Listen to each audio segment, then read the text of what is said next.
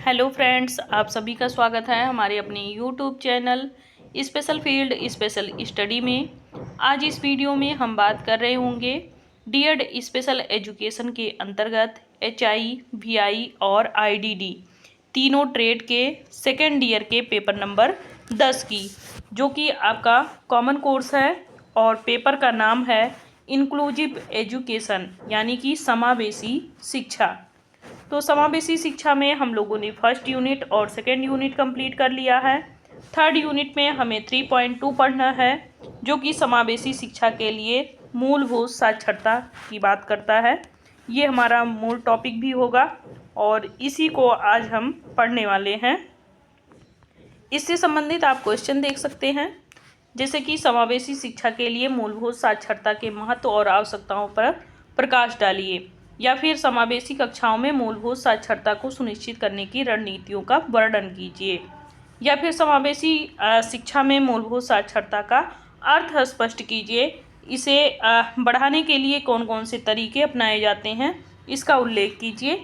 या फिर इसी क्वेश्चन को घुमा के पूछ सकता है कि समावेशी शिक्षा में मूलभूत साक्षरता की भूमिका और इसकी आवश्यकताओं की विवेचना कीजिए। तो कुल मिलाकर के हमें एक ही उत्तर लिखने होंगे, चाहे जिस भी टॉपिक को वो कितना भी घुमा करके क्यों ना वो पूछे। हमें उससे संबंधित अगर 2-4 क्वेश्चन देख लेते हैं तो फिर हमारे माइंड में सेट हो जाता है कि हमें ऐसे ही लिखना है। तो हम बात करेंगे समावेशी शिक्षा की जो मूलभूत साक्षरता है इसके बारे में।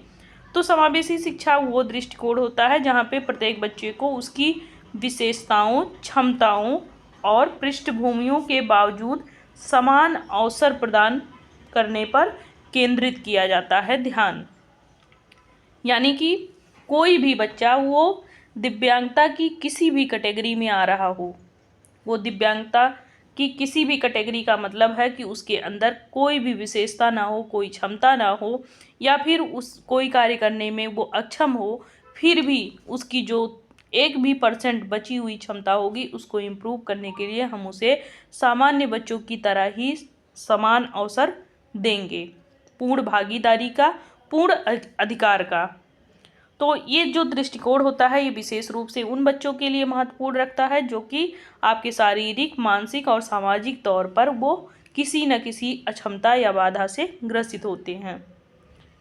समावेशी शिक्षा का उद्देश्य शिक्षा के क्षेत्र में समानता सुनिश्चित करना होता है, ताकि सभी छात्र, चाहे वे किसी भी जाति, धर्म, लिंग या फिर शारीरिक क्षमता या आर्थिक स्थिति से भी आते हों, लेकिन वो स्वतंत्र होते हैं सीखने के लिए और बढ़ने के लिए उन्हें भी समान अवसर दिया जाता है। अब हम बात करेंगे मूलभूत साक्षरता का अर्थ के बारे में। तो मूलभूत साक्षरता का अर्थ ये होता है कि बच्चों को पढ़ने लिखने और संख्याओं का बुनियादी ज्ञान उनको दिया जाए, बेसिक चीज़ें उनको सिखाई जाएं। ये शिक्षा का पहला और सबसे महत्वपूर्ण चरण होता है, जो बच्चों के शैक्षिक और सामाजिक विकास के लिए आधार प्रदान करता है। समावेशी शिक्षा में सबसे अधिक महत्व इस पे दिया जाता है कि सभी बच्चों की विभिन्न क्षमताओं के आधार पर उन्हें अनुकूलित किया जाना चाहिए। समावेशी शिक्षा के संदर्भ में मूलभूत साक्षरता की भी बात करते हैं। न केवल शारीरिक और मानसिक रूप से ये चुनौतीपूर्ण बच्चों के लिए महत्वपूर्ण होता है, बल्कि ये उतना ही महत्वपूर्ण होता है सामान्य बच्चों के लिए भी, क्योंकि उन्हें भी चुनौतियों का सामना करना पड़ता है। तो पढ़ाई के क्षेत्र में चाहे वो सामान्य बच्चे हों, चाहे वो दिव्यांग बच्चे, दोनों को चुनौतियों का सामना करना ही होता है, लेकिन जो दिव्यांग होते हैं उन्हें थोड़ा ज़्यादा बाधाओं का सामना करना पड़ता है। अब हम बात करेंगे इसके महत्व की। तो साक्षरता किसी भी समाज के विकास के लिए अत्यंत महत्वपूर्ण होता है।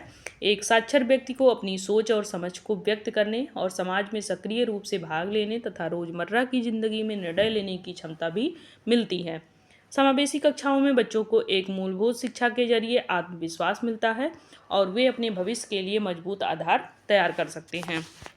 जब एक बच्चा अपनी क्षमता या चुनौती को समझते हुए शिक्षा प्राप्त करता है तो वे न केवल उसके व्यक्तिगत विकास में सुधार लाता है, बल्कि समाज में अपने अधिकार और जिम्मेदारियों को भी वो बेहतर तरीके से समझ सकता है और उसको निभा सकता है। मूलभूत साक्षरता बच्चों की मानसिक क्षमता को भी उजागर करती है कि वो बच्चा किस प्रकार से सोच सकता है, किस प्रकार से उसकी भावनाएं हैं। इन सभी भावनाओं को विकसित करने में कहीं ना कहीं उसको प्रोत्साहन मिलता है। और बच्चों को सही प्रकार से साक्षर करने से, उनकी सोच को स्पष्ट कर व्यक्त करने से, जिससे उनकी समस्याओं को समाधान हो सके, इसमें कहीं ना कहीं ये सहायक भी होते हैं, जो उनके संज्ञानात्मक या भावनात्मक विकास होते हैं। इसके अतिरिक्त उन्हें अपने परिवार से भी अगर सहयोग मिल रहा है या समाज से सहयोग मिल रहा है, तो इससे उन्हें और गुणवत्तापूर्ण शिक्षा भी मिलती है और मुख्य धारा से वो भी जुड़ पाते हैं। अब हम बात करेंगे समावेशी कक्षाओं में मूलभूत साक्षरता सुनिश्चित करने की रणनीतियों के बारे में। तो समावेशी शिक्षा में साक्षरता केवल पढ़ने लिखने या कागजी ज्ञान से ही नहीं सीमित होता है, बल्कि यहाँ शिक्षा के व्यक्तिगत अनुकूलन, वातावरण के विकास और शिक्षण विधियों के अनुकूलन से भी जुड़ी होती है।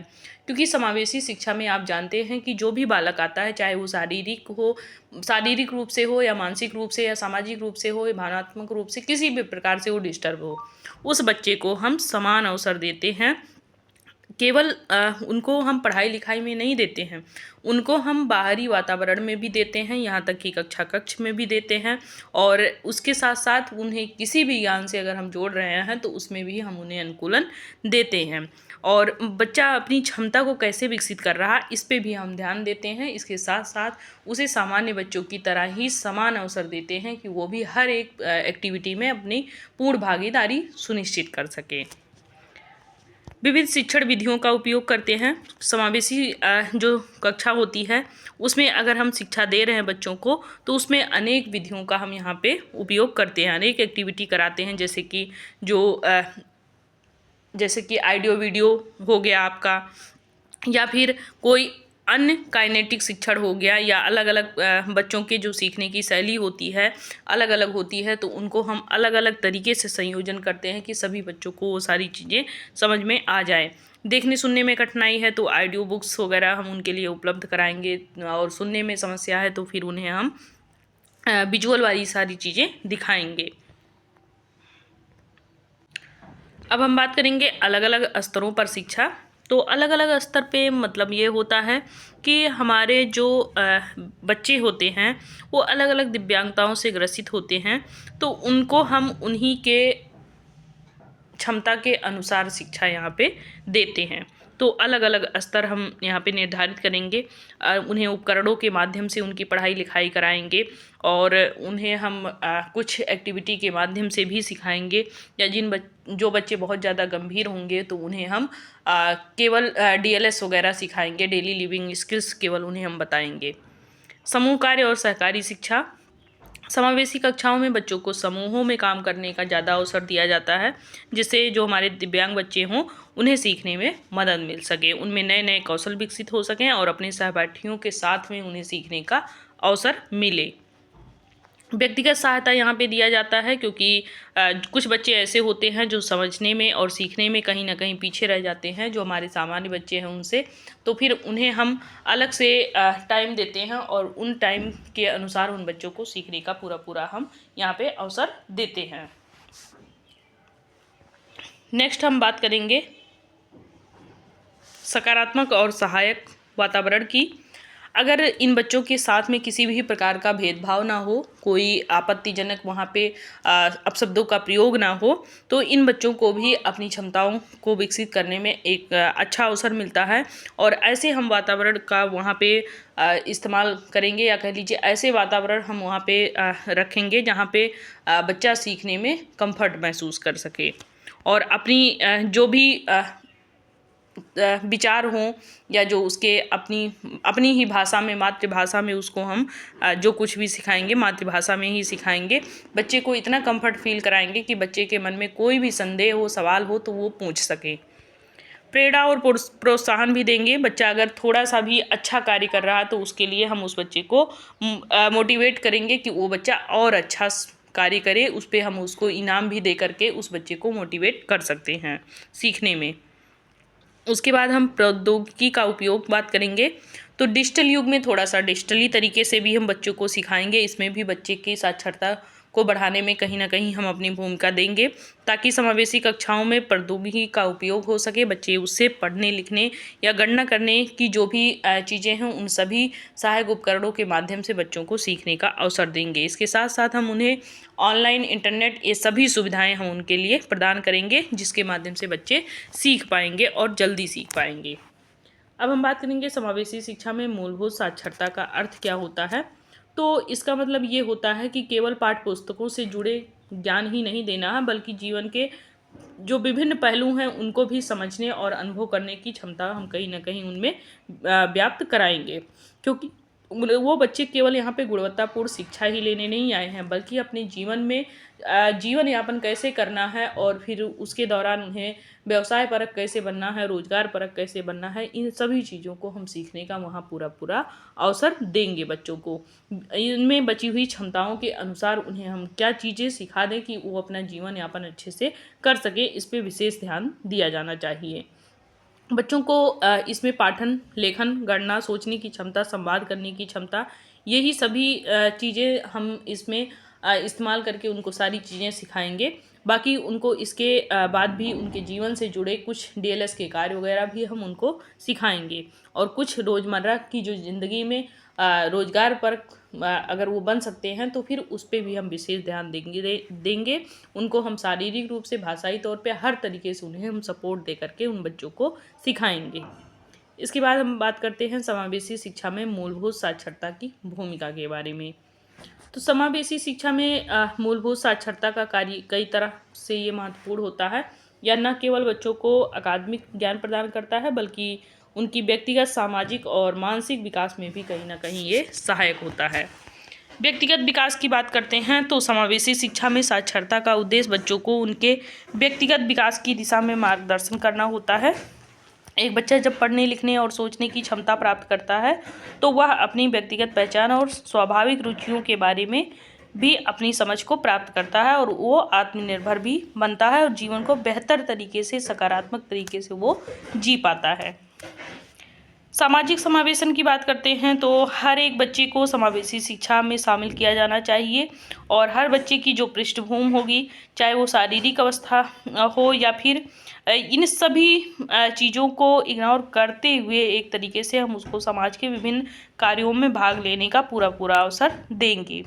शैक्षिक सफलता के लिए बच्चों को हम चाहे जिस भी क्रिया के अनुसार उसको सिखा सकें, वो सभी एक्टिविटी हम वहाँ पे फॉलो करेंगे, चाहे वो उपकरण के माध्यम से हो, चाहे अन्य खेल कूद विधि हो या फिर अन्य कोई विधि हो, उनके माध्यम से उन बच्चों को सिखाने का पूरा प्रयास करेंगे। उन्हें समान अवसर देंगे, चाहे जिस भी स्थिति में हो, चाहे वो शारीरिक स्थिति उनकी ठीक ना हो या मानसिक स्थिति ठीक ना हो, या फिर विशेष आवश्यकता वाले जो बच्चे हैं, उन सभी बच्चों को हम समान अवसर प्रदान करेंगे सीखने के लिए। बच्चा देख नहीं पा रहा है तो उसे हम ऑडियो के माध्यम से सिखाएंगे। बच्चा सुन नहीं पा रहा तो उसे हम विजुअल के तरीके से हम सिखाएंगे। तो सभी उपकरणों का हम यहाँ पूरा पूरा प्रयोग करेंगे। अब हम साक्षरता बढ़ाने के उपाय के बारे में बात करेंगे। तो इसमें सबसे पहले आती है शिक्षण विधि। शिक्षण विधि विभिन्न प्रकार से हो सकती है, जैसे कि दृश्य श्रव्य सामग्री के द्वारा, या हस्तक्षेप के द्वारा, या खेल के माध्यम से, या प्रायोगिक कार्य के माध्यम से। ये सभी कार्य अगर हम करवा रहे हैं तो बच्चे बेहतर ढंग से यहाँ पे साक्षर हो पाएंगे।